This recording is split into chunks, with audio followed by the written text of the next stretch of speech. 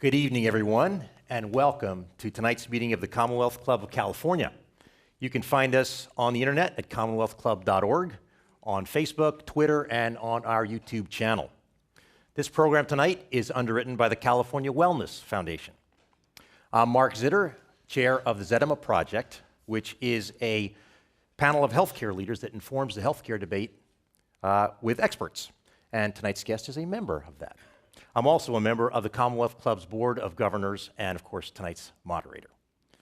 So in case you haven't heard, with the Trump administration coming to power shortly and Republican majorities in both houses of Congress, there is a serious effort underway to eliminate, the Affordable Care Act, also known as Obamacare.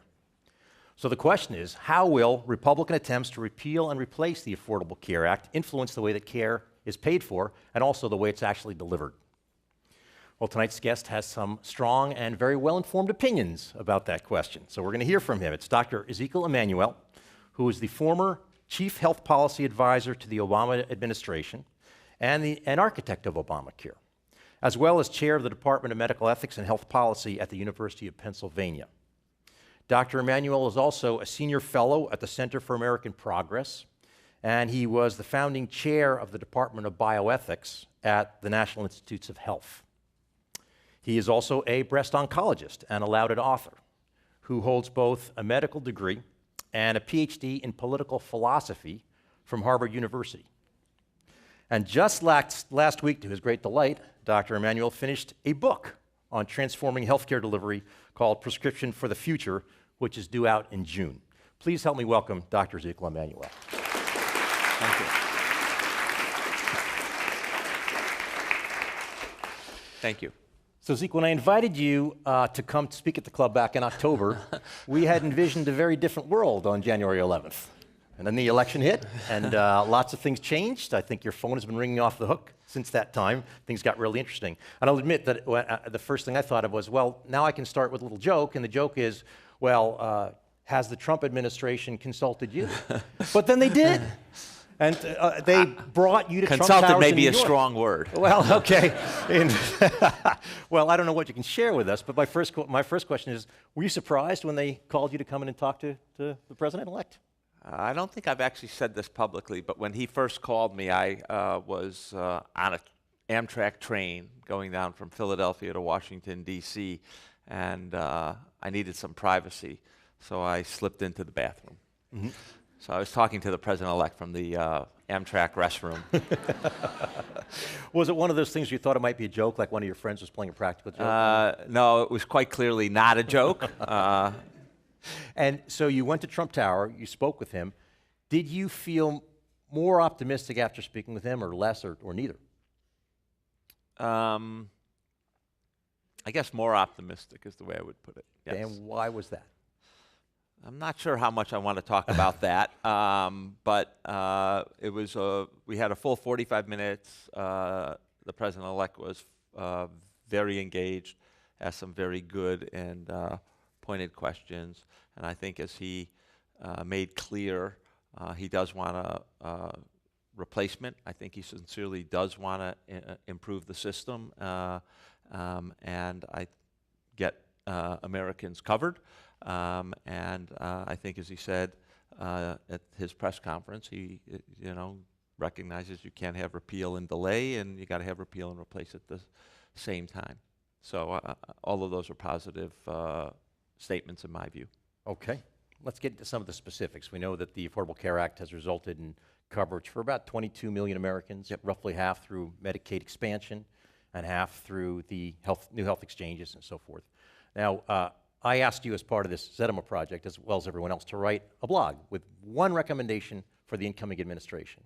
And you chose to write about the potential danger of destabilizing the health insurance exchanges and making sure that that will be avoided. From what you hear being discussed in Congress, are you more or less worried about it that at this point actually happening, the destabilization? Well, it's very unclear how it's going to go. But certainly if you look at the three dominant Republican proposals that have been made, Paul Ryan's A Better Way Tom Price's proposal and something called the CARE Act, which has been co-sponsored by Senators Burr and Hatch and by Representative Upton. All of them sort of take away the exchanges. They try to retain subsidies in the form of refundable tax credits. But those refundable tax credits, if you look at the sort of dollar amount they're suggesting, are quite inadequate and much less, especially at the lower end of the income scale, to buy insurance. So it would be it would be a substantial cost shift from the government to people to buy insurance. And they don't specify the kind of marketplace that would exist. So it's a little hard to get your arms around exactly what the alternative is going to be. If you are trying to get affordability for the American public and you're reducing the subsidies, that seems like a contradiction to me. And it does mean if you went that route, fewer people would actually buy insurance. Exchanges, I mean, I might note for people in the audience, exchanges have been tried in the United States many times. The sort of exchanges on the Affordable Care Act are not the first time we ever tried them. Previous attempts, including attempts here in California, PAC Advantage, have been voluntary exchanges, typically, although not exclusively, for small businesses, and all of them fail for exactly the reasons we're seeing that there's stress in the current exchanges, which is people who buy tend to have higher healthcare needs. People see the premiums going up. The people who are healthy peel off, and then you have this, what's been called the death spiral. The only way to solve that problem, as has become very painfully clear to everyone, I think, is you have to have everyone in the system, or as near to everyone as you can get. And again, if you get rid of the mandate, which is one of the things Republicans have been talking about, you have very few options to induce people to go into that kind of system, and you get a very unstable marketplace. So if you want a stable marketplace, you got to try to get everyone in. If you don't like the mandate, you got to figure out some other mechanism to induce people to get in. A colleague of mine, a very famous health economist, Vic Fuchs, says you need compulsion. You can call it whatever you want. You can call it a mandate, you can call it continuous coverage, but you have to have some compulsion to get everyone into the system. And, you know, it's not American to have compulsion, but on the other hand, if you don't have compulsion, you can't have this mechanism of having private insurance, and then you're stuck with, well, what are you stuck with?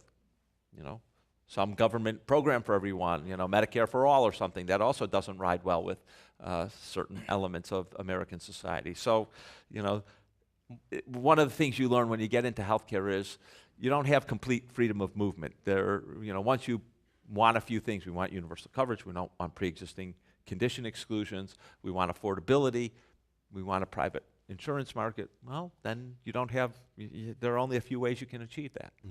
So if you want to have a market, you have to have a reasonable risk pool with the healthy people as well as the people who are less healthy. And an easy way for people to access that market with subsidies, because very few people, except the super rich, can afford insurance on their own without help. It's very expensive. I mean, I don't think people fully appreciate in America just how expensive health insurance is. If you get your insurance through an employer, right, you don't pay the full bill. You see your bill and you say, wow, that's a lot of money. It turns out your lot of money is typically only about a quarter of the total bill. Today, in America, on average, insurance, employer-sponsored insurance for a family is $18,000. Pause. $18,000. Okay? That's about a third of the median. It's a little more than a third of the median income in America. Yeah, a lot of money. I mean, most of us in this room, we're pretty well off. We're not the poor of America. We can't write an $18,000 check. Okay, so we need help. We get help either through the employer, or through the government, or some other mechanism. So we need to have those people in the risk pool. Yes. And one way to do that is a mandate. And as you say, Americans don't like to be Right, told what to right. do. So the pushback that I hear from Republicans is that you don't need to do a mandate. We don't have a mandate for Medicare Part, you know, the Medicare Part B, the physician part. We don't have a mandate for Medicare Part D, the drug part. We have incentives. Could we go that route just as well? So again, let me just say you need compulsion, okay? And I'm not exactly sure that you call it, I mean, you can call it incentives. So let's take the Medicare Part D case. So Part D is for drugs. And again, it's a very classic case where the member or the Medicare beneficiary pays 25% of the premium, and the government, i.e. you, pay 75% of the premium from general taxes.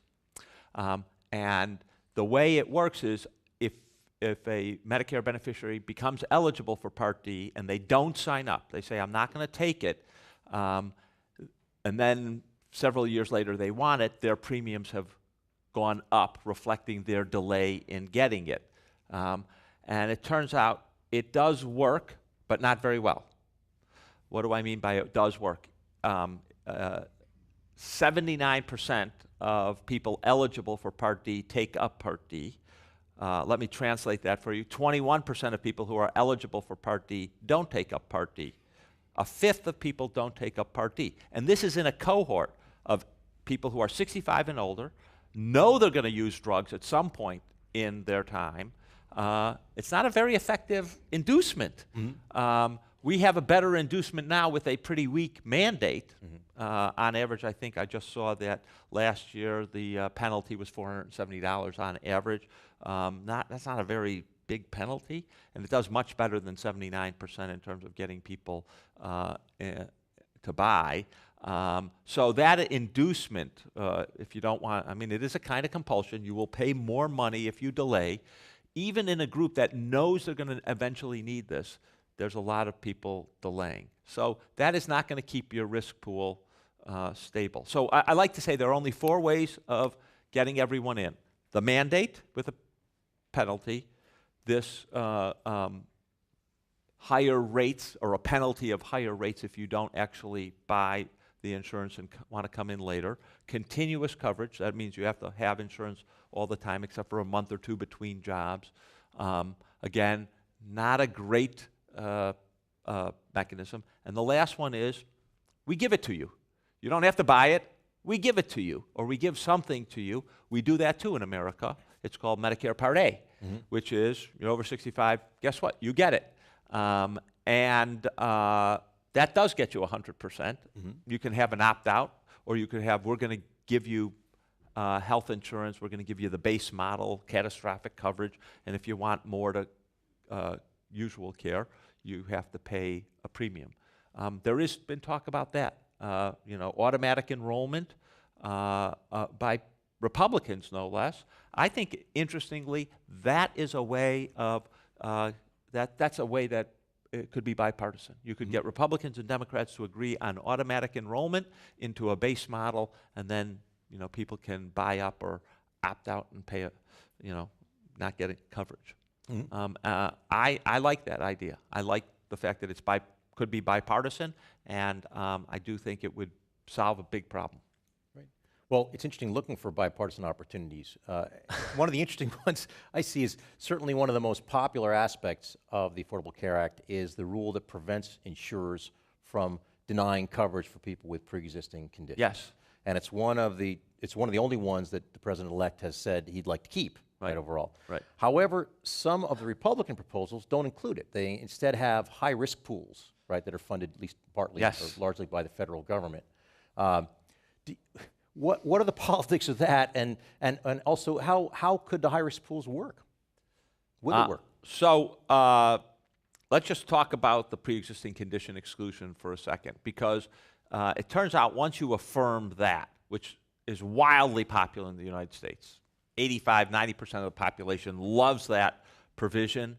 And it turns out that once you accept that, there are a few things that you're compelled to also accept. You also need to accept that there's got to be some minimum benefits package. Because if you have no pre-existing disease exclusions, and you're not going to have a set benefits package, well, then, yes, I'll sell you insurance. You had cancer? Well, I'll sell you insurance, but it doesn't have chemotherapy in it, okay? Is that all right? Just fine. doesn't work unless you say, here's the set of things you have to cover. That's what the insurance is going to look like. And then you have to have, again, if it's going to be affordable, it's not just going to say you can't exclude pre-existing conditions, but you can charge whatever you want. That obviously doesn't work. So you have to commit yourself to a minimum benefits package. You have to commit yourself to a community or pretty close to community rating, the same rate for everyone, no matter what their condition. You begin to have a series of entanglements, you might say, by accepting this very popular provision. And the insurance companies will say, and you also need a mandate, by the way, once you accept that. So I think that's the path you have to go down if you accept that, and the president has, in multiple occasions, affirmed that he likes that provision, recognizing that it is going to raise rates, right? If you include the sick people, it means healthcare insurance rates are going to be up, and he's recognized that and affirmed it.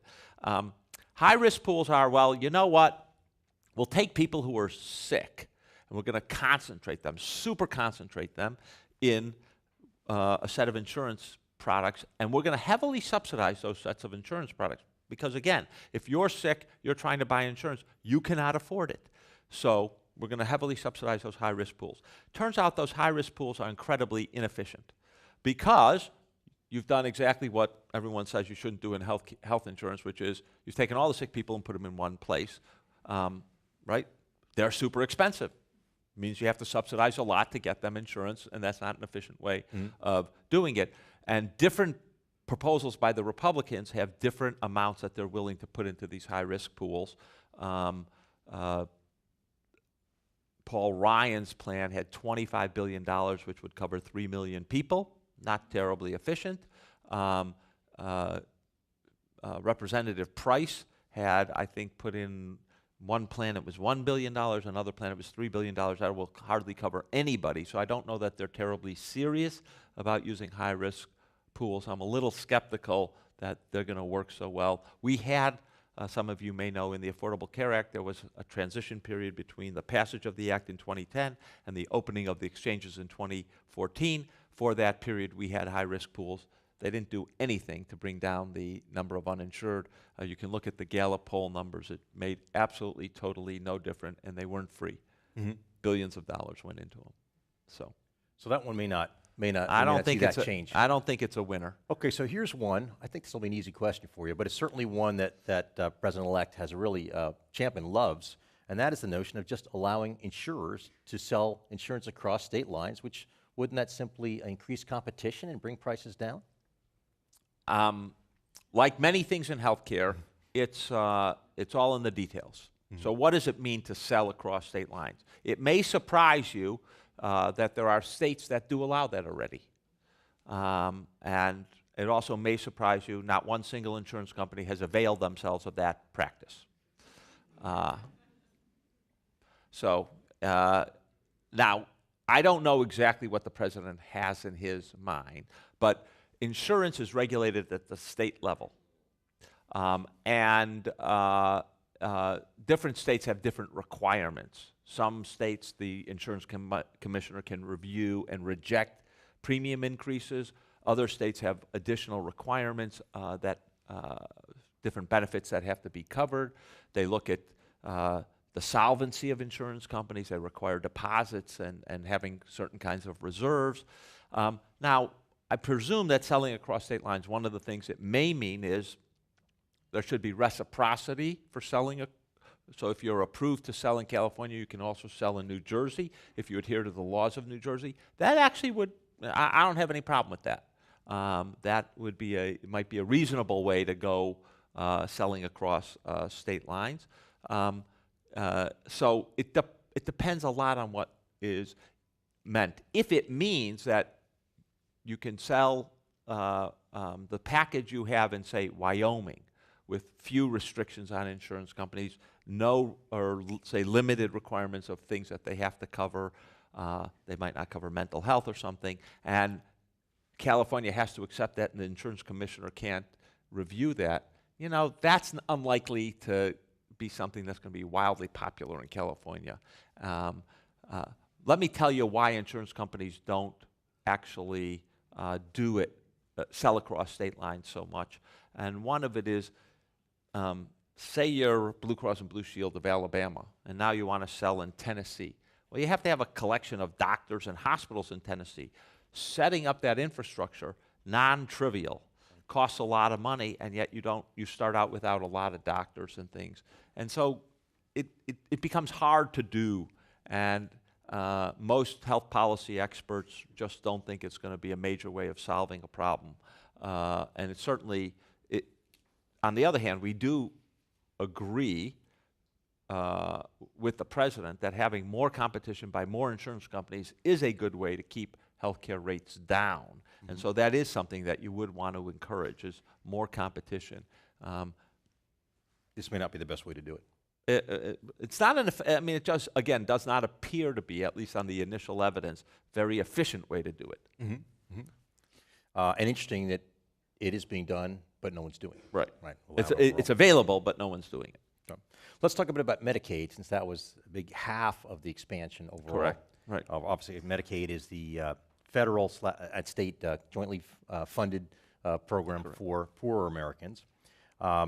For years, many Republicans have been aiming to try to turn that program into a block grant program. Right. Why don't you talk about what block grants are and how they might work? So the idea, so in Medicaid, about 50% of the cost is paid for by the federal government, 57% on average. Poorer states get more and richer states get less. With that money from the federal government come certain restrictions. You have to do certain things. You have to provide certain benefits. You have to cover certain groups. Beyond that, the state has some flexibility. For example, how much, whether it's going to cover healthy adults who happen to be working but don't have insurance through their employer and are too poor to buy it on their own, whether they cover those people, that's left to the state. So states, call them red states, tend not to cover those people. Other states, call them blue states, tend to cover them at least to some degree. That's not a perfect relationship, but reasonably good. So that's the program. A block grant is to say, well, in 2017, you've covered, 2 million people. This is what the cost is. In 2018, we're going to give you that cost as one unit state, and you can take the money from the federal that we've given you, and you can use it how you want in your Medicaid program, and we're going to reduce the restrictions and requirements that we, the federal government, put on you. You'll have more flexibility to cover people in your state. Now, I would say that there are 3 problems with that, but before I get to the problems, let me just say the main justification used is we want state flexibility. States know their citizens better. You've heard that line a few times before. States are laboratories, and they'll test out different novel ways of giving care and health insurance to poor people. Some will do better. We'll learn from it, and those will proliferate. There are 3 main problems. The first one is, it looks like 2017 is going to be a reasonably good economic year. Unemployment is relatively low, barring a disaster. It's going to hang out in the 4.5% to 5% range. But 2019 may not be so good, right? Lots of macroeconomists are predicting a recession is going to occur sometime in the next few years, and unemployment might go up substantially, and then more people will need Medicaid. And by block granting, you get that same thing that you had in 2017 with the small increase, not for more people. In sort of technical economic terms, what you want is a Medicaid program which is counter-cyclical. So when you have a recession, more money can be put into it, recognizing more people will need it. When the economy's going well, you don't have to spend as much because the unemployment and the need for Medicaid is lower. Well, block grants are not counter-cyclical, and just imagine we had a block grant in 2007, and then we had the 2008 Great Recession. And then 2009, when unemployment kept occurring and we got to 10% unemployment, if you had a block grant, Medicaid would not accommodate that. So that's one problem. It doesn't work the way you want it to work in bad economic times. Second, a lot depends on a very important small detail not often paid attention to, which is at what rate of increase is that block grant going to go? Is it going to increase at inflation? Is it going to increase with the growth of the economy? Is it going to increase at healthcare inflation? Those are three different levels. If healthcare inflation goes up faster than the growth in the economy or underlying inflation of the economy, guess what? That block grant is comparatively shrinking, meaning if you're not going to cut back on the number of people who get covered or you're not going to cut back on their benefits, the state's going to pay more money. We have a term for that in healthcare. It's called cost shifting. We're basically cost shifting from the federal government and asking the states to pick up more money. You in California have had an experience with that. I believe you had large deficits until recently, right?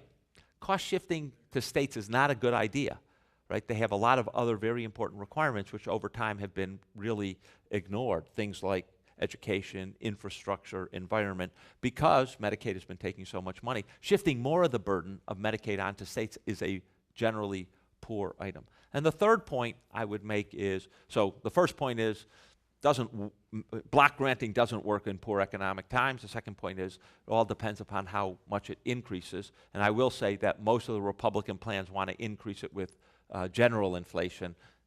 Again, surreptitiously just shifting more of the costs onto states. And the last point is, yeah, there might be a few states that'll do a lot of experimenting, which will be good and they'll be innovative. Most states, that's probably not true. And most states, what they're going to use that flexibility for is cutting benefits and services to the neediest in our society. I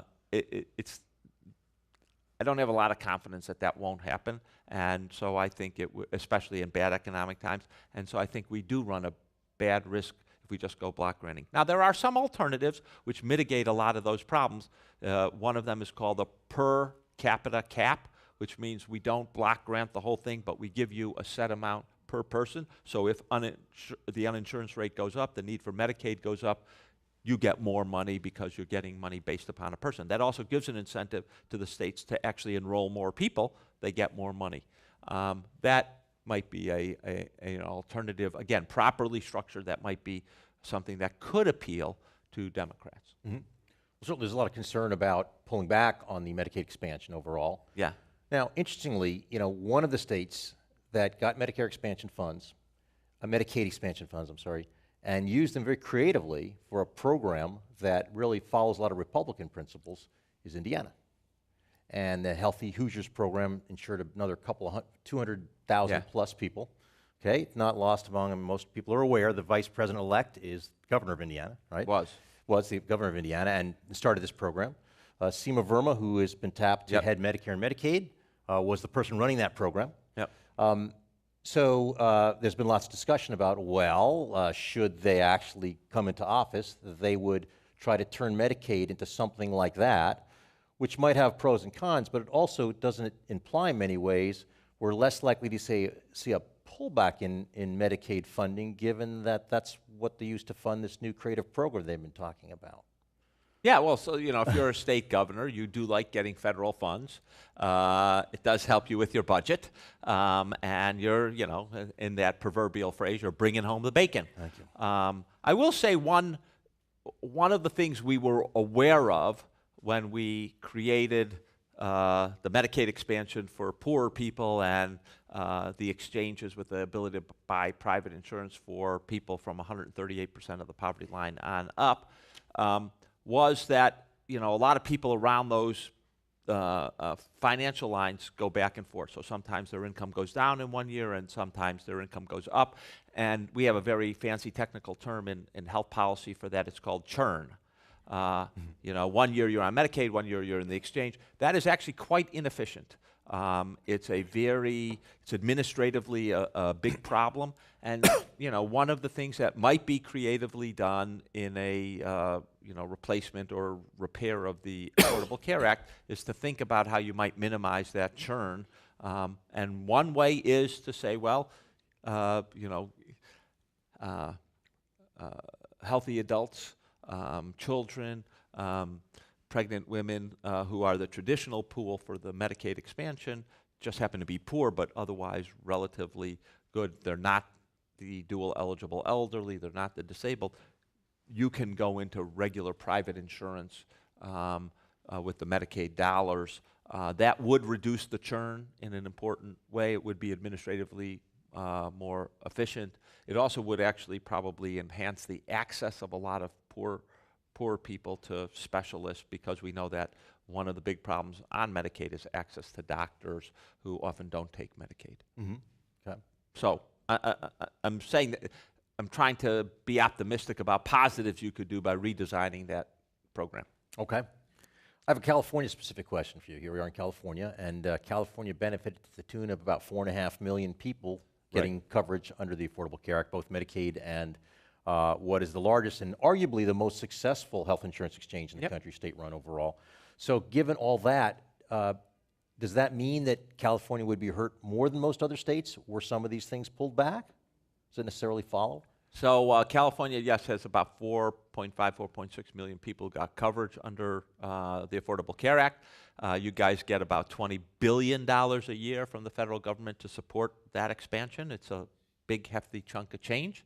And if the Affordable Care Act were repealed and the subsidies were taken away, it would hurt you a lot. And you know, part of the big advantage California's gotten is that before the ACA, you were not such a big shining star. You had a very high rate of uninsurance in this state, about 20%, not so enviable. So I think it would be a not a good situation. I believe it's either the Urban Institute or RAND predicted that if the Affordable Care Act is repealed, by 2021, about 7.5 million Californians would lose insurance. You guys would be back to roughly 20% of the population without health insurance. Pretty bad. Yeah, we would not want You that would to be happen. hurting, yep. Right. This is a great time for me to remind everybody that you're listening to the Commonwealth Club of California program. Our guest today is Dr. Ezekiel Emanuel, architect of Obamacare, who's discussing the future of the American healthcare system. I'm Mark Zitter, your moderator for the program, and you can, of course, hear our Commonwealth Club programs on the radio, catch up with program videos on the club's YouTube channel, and find us on Twitter and Facebook. We've gotten a lot of questions from the audience, and a lot of great ones. I'm afraid I can't get through nearly all of them, but I can get through a number of them. And I'm trying to bunch a few. So several of them ask a similar question, which is, you know, President-elect Trump has called the Affordable Care Act a catastrophe. Republicans tend to hate it. A lot of Americans hate it. What has failed about the ACA? Why is it so bad?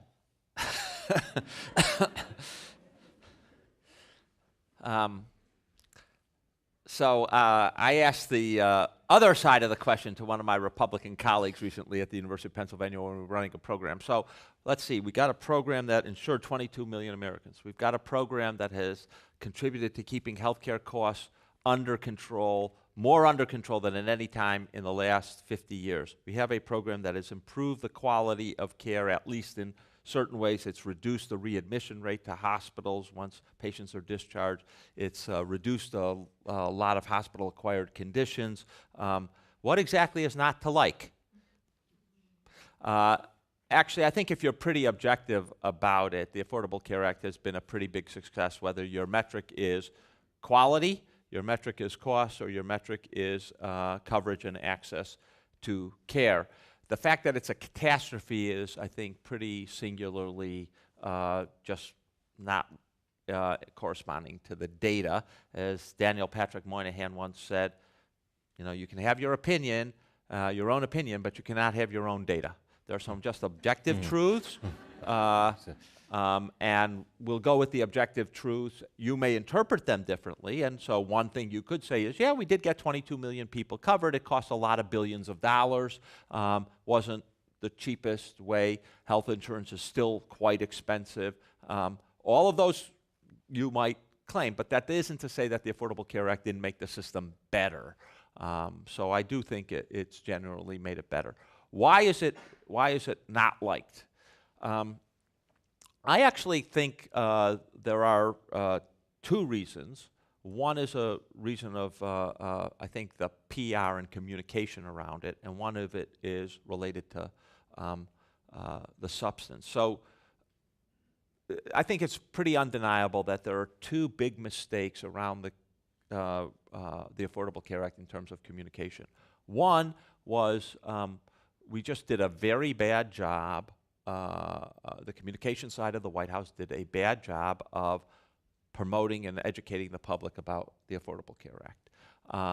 I think we probably relied too much on one person, the president, to communicate, and I don't think the getting hundreds of doctors in white coats with a common slide deck that was prepared to explain the reforms and why they were good for Americans, both sending out doctors and sending out nurses in white coats to do this to the public. We didn't do that. We should have done that. Those are the people the public trusts. The public is never going to understand all the details. I think it was the view that it's too complicated to explain. Yes, of course, it is complicated, but you can explain it. I think I'm doing a reasonably good job with you. You'll tell me.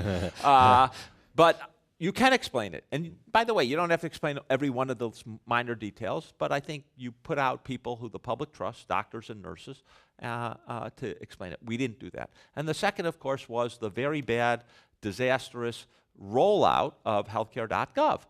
And anyone in marketing will tell you, you got the drumbeat, you're about to launch your new thing, and it fails. You can't recover easily from that. And you can't, have people feel good about something where, their response is, well, another government, botched rollout. On the other hand, imagine if they had rolled out healthcare.gov and it worked like, the Zappos website. Mm-hmm. A positive experience might have gotten people very much more positively inclined to the Affordable Care Act. So there's the communication side. The flip side is, I think there's a substantive problem that turned people off, especially people who didn't have coverage and wanted coverage, and that is, it turned out we weren't generous enough. Just the opposite of what a lot of people think, that the subsidies weren't high enough so that the premiums were higher than people thought they were. They often saw the premiums without the subsidy number in there, so they was even bad sales job. It's like saying, we've got something that's 70% on sale. We're going to cover 70% of the cost, but you show them only the retail price. It's like, well, that looks very high. But if we had, I think a lot of people are complaining that it's too expensive. Well, there is a solution to the too expensive. We could have increased the subsidies. And there both was and is money around to do that. So let me identify. The Affordable Care Act contributes over $100 billion in the first 10 years to deficit reduction, which means there's $100 billion we could have used to increase subsidies rather than to reduce the deficit, still being fiscally responsible, not adding a penny to the deficit. You could have always also added money to the deficit if you really wanted to and not be so fiscally responsible. And second, the Affordable Care Act has actually been cheaper to implement than it was projected to be. Again, there's a lot of money, tens of billions of dollars that could be used to actually increase the subsidy. So I think both for the bad communication and the fact that we didn't have enough subsidies that didn't drive the price down low enough have caused people to be sort of upset with the Affordable Care Act. Mm-hmm. So that's my diagnosis. I think it's the best one going, but it was pointed out to me that it is a very interesting fact that the positives and negatives on the Affordable Care Act have barely budged since it was passed. Barely budged, right? No experience, 22 million people covered, boosting the support. Nope. Healthcare costs sort of flat. Nope, hasn't changed people's mind. And that person said, well, your hypothesis that it was the bad rollout contributed, is belied by this. It didn't seem to make people more negative, I'd say, but it also didn't seem to make people more positive with, wow, the government did a great thing. They really did something I didn't think they were capable of. So it's hard to know. Yeah. Well, whatever happens with repeal, replace, or neither or both, the real problem, the real challenge of covering people affordably is that healthcare in America is Is exceedingly expensive. And that's not primarily because of the insurance industry, it's primarily because of the delivery system, right? So let's turn to this for a moment. I know, having tried to phone you about every week for the last 12 weeks, and you never come to the phone. Your assistant always says he can't come to the phone. I've locked him in his office until he finishes this book, right? Yes. And his book is just about healthcare delivery transformation. So there was some of that going on before the Affordable Care Act. Yeah. The Affordable Care Act had some specific things in the law to try to accelerate the transformation, to make it better value, right? Higher quality, lower cost. And there seems to be some bipartisan support for that. But what are your thoughts about transforming the delivery system in a post-ACA era? Yeah. So I think one of the, when we look back about the Affordable Care Act, one of the things that is going to be, I think, still make it a landmark no matter what happens, is the fact that it has transformed the thinking in America about our healthcare system. I will remind you, there were two things that were often said prior to passage of the Affordable Care Act about the healthcare system, both of which were false. One is, the American healthcare system is the best in the world. You would hear that all the time, despite the data that, just hard to defend that statement. I think it's been hard to say that with a straight face since the debate about the Affordable Care Act. The fact that, on WHO standards, we're the 37th best healthcare system, maybe that's not right. Maybe we're only the 25th best health. We're not the best, and we are the most expensive. And quality, we know, is inconsistent on many standards. And the second was, when I was training in medical school, it used to be said to us all the time, universal access, high quality, low cost, you can have 2 out of 3, but you can't have all 3 at the same time. And that also has been proven, I think, very conclusively not to be true. High quality and low cost go together. And one of the problems we have is we have high cost and very inconsistent and low quality. And that inconsistent low quality contributes to the high cost. And I think the Affordable Care Act has transformed that. And one of the things it's made us do is to say we have to focus on having a system that has consistently higher quality and measure the quality and hold people to the standards and incentivize them to actually reduce costs. And that, I do think, has started, and most hospitals and doctors know that it's going to go on, both with the Affordable Care Act, because of the Affordable Care Act, but also because of a subsequent law that got passed in 2015 called MACRA. And the healthcare system has responded, not in a uniform straight line. It's, positives and negatives about transformation, but everyone is doing something to try to consistently improve their quality and reduce their costs, largely in response to government and now private insurance incentives that, if you got higher quality, we're going to pay you more, you're spending too much money, you're going to actually bear some financial risks. And part of what my book is about is to go around to places that have taken this seriously and are doing really well on the quality and have been able to restrain the costs. And there are a number of different places, and we've identified 12 practices that contribute to this. Everything from how you schedule appointments turns out to be really, really important to getting high quality, low cost, and by the way, high patient satisfaction with their experience. One that totally surprised me, I would have never predicted it before I started the book, was how do you room a patient? How do you take a patient from the waiting room to that room? Turns out to be really important. Places that have transformed that 5-minute walk into something very meaningful from a health standpoint. All the way at the other end to how do you manage people with chronic conditions? What do you do about palliative care? What kind of lifestyle interventions do you do? So there are 12 practices, not everyone does them all, that I think can be implemented to consistently improve our quality, reduce our costs, and as you point out, that's going to be key to keeping health insurance premiums down and moderated. Mm-hmm. So you ran around the country and found some of these examples, yeah. But they're all in the same country, and for some reason, some organizations are doing it and some are not, right? Are we making changes that are substantial enough in the way that we incent people so that most will end up doing this rather than the random ones who happen to be motivated? So I like to say there are some foundational elements you need. and then there's understanding the practices that actually do this. So the foundational elements are one of the essential elements is you have to have leadership. You have to have people who see the change, anticipate the change, and get up every morning and say, all right, how are we going to make this change happen? You need some data. You need data on where you're spending your money. You need data on labs, data on pharmacy, so you can figure out where things are going, what you're not doing, and what you are doing. You also tend to, but not absolutely required, you need a crisis. So if you look at the people who write on change inside of businesses and organizations, almost all of them will say they don't change unless you've got a crisis, right? If you're a big hospital system, right, and you're making 5% profit, margin we call it in the nonprofit world, but you're making profit, you're not going to change, right? Nothing's forcing you to change, right? You won't change.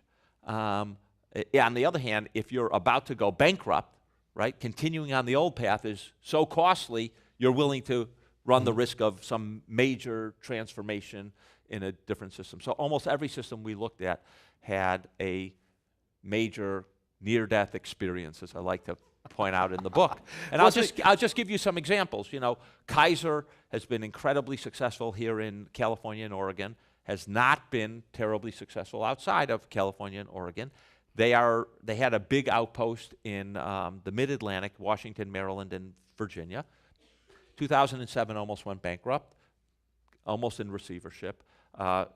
Kaiser Northern California dispatched some people to take over. Basically, Kaiser Mid-Atlantic sold themselves to Kaiser Northern California, completely transformed the system. And now it's among the 13 best programs in the country. Okay? You can do it. There's other places that have had similar near-death experiences.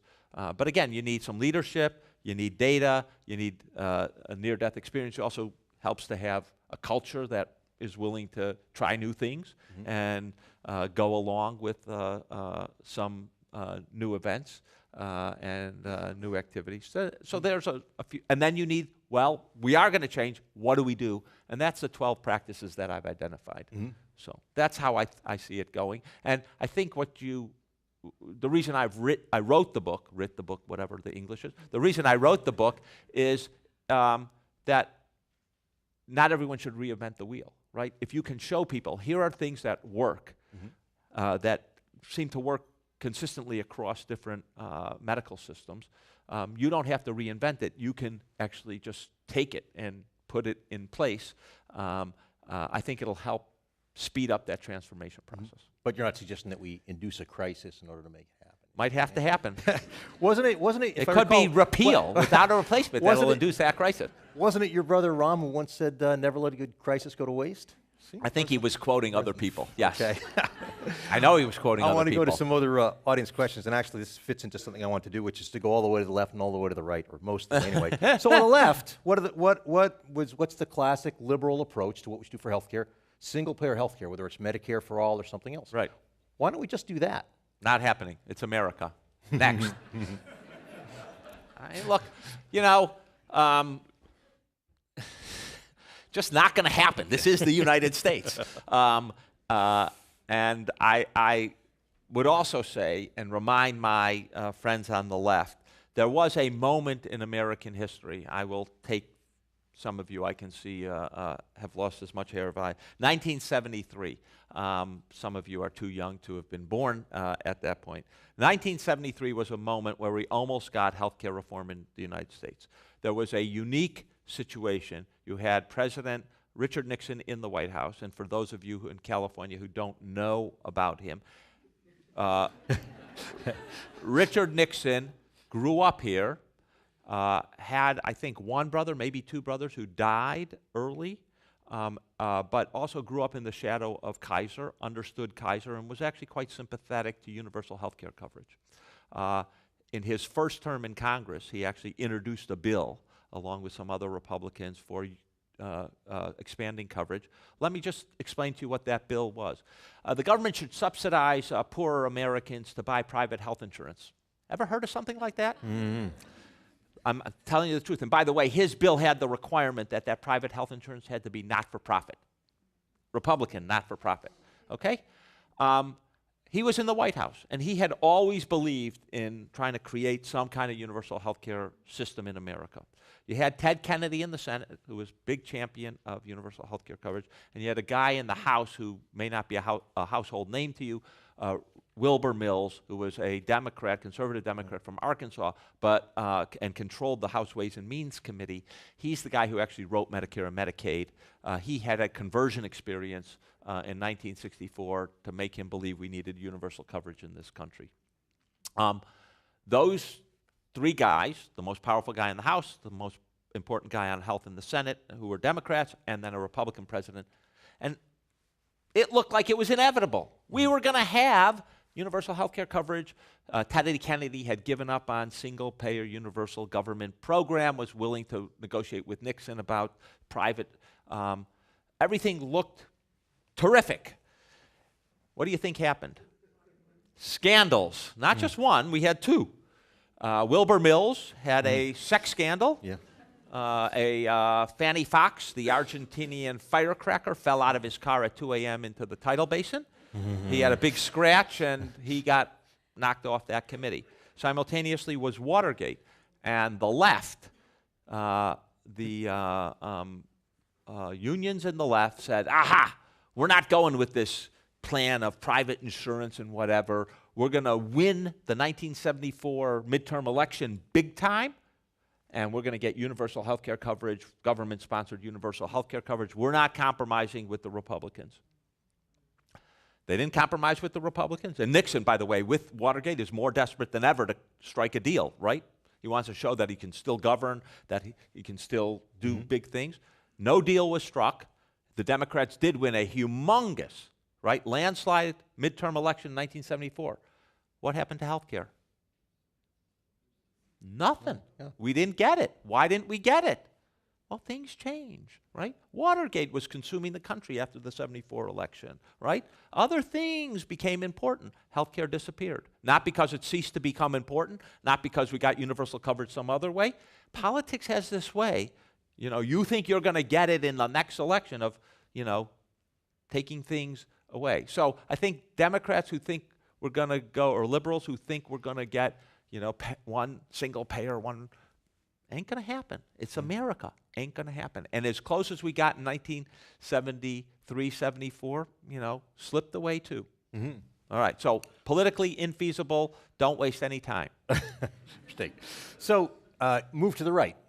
People on the right, I'm generalizing here, but one of the most common things I hear is a key way to better manage is to have patients have more skin in the game, right? That might mean that they have, I can see you love this one too, co-payments, deductibles, but also just to unleash market forces by giving them more information so they could have better, they would be more responsible about their own health and lifestyle, and also the healthcare dollars being spent. How does that strike you, need I ask? Let's get the facts, okay? The first important fact is 27% of healthcare costs are paid for out of pocket, okay? That's not enough skin in the game for people? I mean, people who talk about they don't have enough skin in the game don't actually know how much skin in the game people have. People have a lot of skin in the game. That's the first point. So more, I don't think, is going to do it. Second, the fact is that people are complaining about so much skin in the game that the deductibles are so high. Remember, high deductibles is really just another word for skin in the game. People don't actually like that much skin in the game when it comes to health care. They would prefer less skin in the game. So that move is sort of contra the public sentiment. And I find that I've as some of you know, occasionally appear on Fox TV to take the message to the other side. I get this, deductibles are so high under Affordable Care, blah, blah, blah. And I'm saying, it's a little confusing to me because these are the guys who like these high deductible plans. So, there's already a lot of skin in the game. People don't like that much skin in the game. I would say third, people make bad decisions when they have so much skin in the game. We know one of the classic bad decisions people make is they forego preventative services. When you are paying for out of your pocket, what you tend to pay for is urgent problems that you're feeling, okay? Urgent problems like, I've got a pain in my back, I got to get it out of here, right? But chronic problems like, I need to take my blood pressure medication, we put that off. I need to get that colonoscopy. Well, if I've got to pay $1,700 for a colonoscopy, I ain't doing it, right? It's already unpleasant. Now you want me to pay to be unpleasant? It's a terrible way to get optimal health care. And the last point I would make about this skin in the game business is I do agree we need to give people more information about price and quality so that they can actually do some shopping around. That's not going to transform the system. Estimates have been made about how much you could shop around under ideal circumstances, and it's much less than half of healthcare spend. But I do think it would be better for people to at least have that information. Not because I'm a big believer that a lot of people will shop and use that information, but it turns out that having that kind of ranking information makes doctors change their behavior. No surprise, right? You find out you're not the best in the community or you're in the bottom quarter. You don't like to be there. So, All right. So one of the issues that's come up in some of these questions, but I think has been underappreciated in the current discussion debate, is that Medicare is being, I don't want to say threatened, but there's certainly Speaker Ryan has made no secret he'd like to move Medicare, not Medicaid, Medicare, to a voucher program. Yeah. What would that look like, and why do Democrats dislike that idea? First of all, I don't think it's partisan. I think most Americans don't like that idea. Most seniors don't like the idea because it really is like block granting Medicaid. I mean, it's just another version of block granting Medicaid, which is we're going to give you this voucher, and by the way, in the fine print that you don't read, that voucher is not going to increase as much as healthcare inflation is going to increase, and so over time, it's not going to cover all the costs of Medicare. And so I think a lot of seniors don't actually want to voucherize because of that. It is another way of just cost shifting off the federal government onto some other party, in this case, individual seniors. So I think that's why both Democrats and a lot of seniors don't like it. So I think, and by the way, the chance of that passing, zero. Absolutely zero.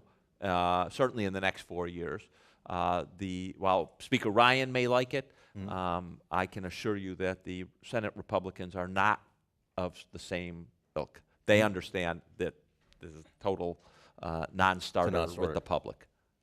So what do you say to the Republican point of view that one of the reasons that health care is as expensive as it is because we are increasing spending sort of at an unrestrained rate, and if we had a restraint like the rate of inflation, which I guess they've done for instance, in Maryland with hospitals and so forth, that forces the market to adjust to that, and they will. Yeah. Republicans don't say that. They don't? No, because that would mean that the government might impose some rate, and they don't like that. Yeah. Right? Government imposition of some healthcare can only go up so much is not something Republicans have traditionally liked. So we have seen 2 states, Maryland, as you point out, and Massachusetts, that have set limits on how much prices can go up, and they can't go up any faster. It's not with inflation. It's typically tied to growth in the state GDP, or the GSP, as it's called. And it has had in Massachusetts, there's no penalty. They say that was the target, and it turns out that there's no actual financial penalty or if you exceed it. But it has served as a shaming mechanism and as a negotiating ploy to keep hospital costs from going up, keep doctor costs from going up faster, and it seems to have been pretty effective, again, despite not having a real penalty. I actually am very enthusiastic about that kind of approach, which is to say, Here's our goal. Healthcare is not going to go up faster than growth in GDP, which means we're not going to go from 17.5% of GDP to 20%. We're going to keep it on a per-person basis at this level. I do think it can serve a very useful function and can highlight those people who are exceeding it. Now, remember, there are two things that drive healthcare prices. One is the price, the per unit cost, and the other is how many units of something do you, how many heart transplants do you do, how many hip and knee replacements do you do, how many blood tests do you do. And in America, we have a problem with both. Our prices are too high, and we do too many of things, especially those things which are high margin, where you make a lot of money. So neurosurgery, heart surgery, hip, knee replacements, cancer care, that's where hospitals and doctors make a lot of money. We do a lot, too much of that, and we have high prices. We need to control both. We need to reduce the prices, and we need to reduce unnecessary care, reduce shift care so that we're using more efficient places. We know we can do that. How do we know we can do that? Well, let me share with you one experiment that Medicare has done under the Affordable Care Act Authority, which is to say that they're going to pay for hip and knee replacements by a bundle. That is, instead of paying the hospital for the operating room and the overnight stay, and then the doctor, the orthopedic surgeon separately, and the anesthesiologist separately, and the rehab facility separately, they're going to put it all in one price, $22,500. I'm making that number up. We're going to pay one price, and you guys figure it out. And you know, if you come in, if you're able to be so efficient that you come in under $22,500, you keep the profit, and we're going to monitor your quality. We're going to monitor your surgical site infections. We're going to monitor the number of people in the ICU, the number of people who bounce back because the surgery wasn't done well, etc. Turns out when you do it that way, you can reduce the prices by, you can reduce the cost by about 20%.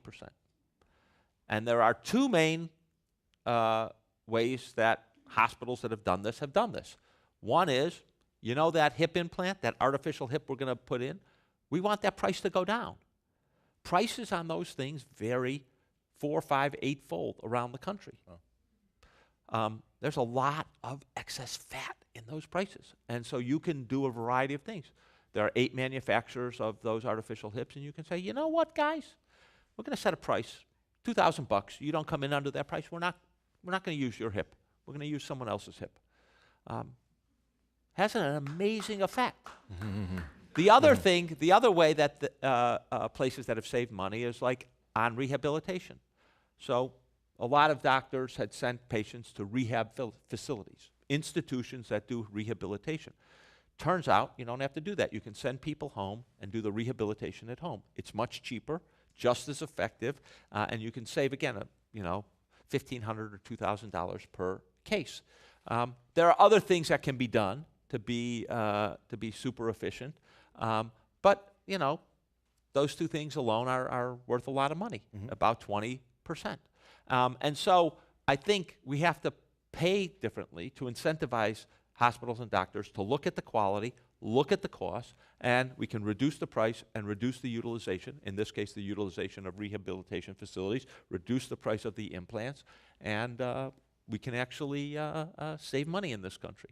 It sounds like the way we pay for many things. And when I go to a restaurant, I don't pay the waiter separately from the busboy, separately for the bread. Right. We just give a fee, and they figure out how to make it Right. work. Well, I like to say, so fee for service, which is what we generally pay, is like ordering a la carte in a restaurant, right? You get the appetizer, you get the entree, you get the dessert. And bundle payment is like, going to a price fixed menu, and you got the whole shebang, and they figure out how they're going to do it for that price. All right, great. Well, unfortunately, we've come to the time in our program where there's time for just one last question, and I'm going to use moderator privilege to ask it. So we all know that politics, of course, plays a big role in what's possible. But I'm going to give you a gift. I'm going to let you put those politics aside, assume that's not true, and think about if President-elect Trump made you, Zeke Emanuel, healthcare czar, and said you can do whatever you want and somehow guarantee that whatever you said would Do I come get a to crown pass. with it? You get a pass too? Well, you'd have to take it away from him, probably. If you had that wish, how would you change the U.S. healthcare system to make it work better for us? Well, again, I would concentrate on this effort to improve the quality and reduce the cost. Changing how you pay doctors and hospitals and other participants in the market, I think, is the most important thing. Producing performance data for them so that doctors know and hospitals know how well they're doing, and that we're going to hold them responsible for it. Another change I would make is what's called site-neutral payment, which is not paying differently for the same procedure. So if you do a hip replacement in a hospital and a hip replacement in what's called an ambulatory care center, you should pay the same amount for that. Or if I'm giving chemotherapy and I give it in a hospital, I shouldn't get more money than if I give it in a physician office for the same exact procedure. Doesn't make any sense. We should have site-neutral payment. We should also not pay differentially based on historical experience. So you frequently have a situation where there's a price difference between, say, Minnesota and California for the exact same procedure.